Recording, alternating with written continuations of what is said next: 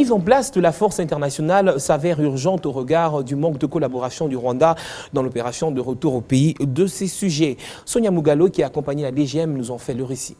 Ils étaient au départ 36 éléments d'origine rwandaise à désirer retourner chez eux au Rwanda.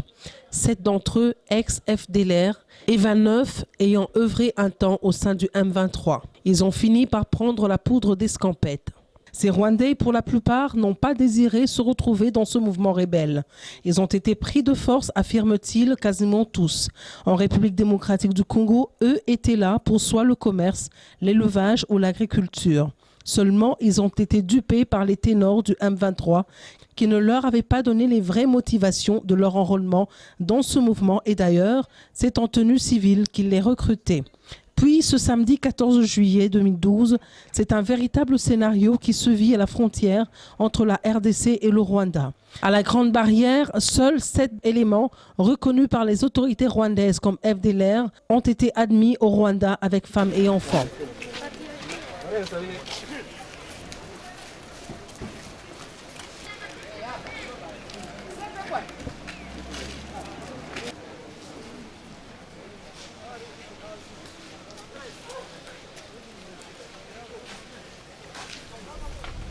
Pourtant, les 29 restants sont bien rwandais et le confirment. Ils veulent instamment retourner chez eux. Pendant plus de 2 heures, des tractations se poursuivent.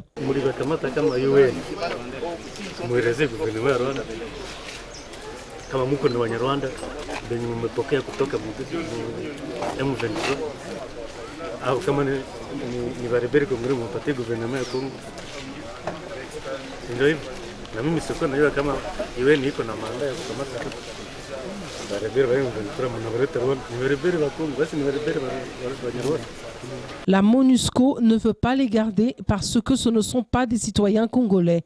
Dans tous les cas, ils ne veulent pas rester à Goma, encore moins retourner à Bunagana où ils avaient été sécurisés par le programme DDRRR de la MONUSCO. Et l'on voit s'estomper subitement sur leur visage le bonheur qu'ils avaient de retourner au Rwanda. Ils l'exprimaient quelque temps plus tôt par de grands gestes de revoir.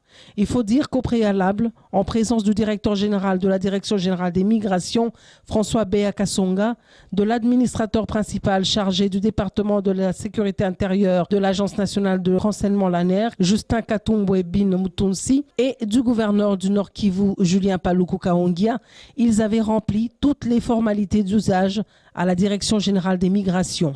Une chose reste vraie, ces éléments ex-M23, peut-on déjà les appeler ainsi, ne sont pas prêts de continuer l'aventure de déstabilisation du pays de Joseph Kabila Kabange.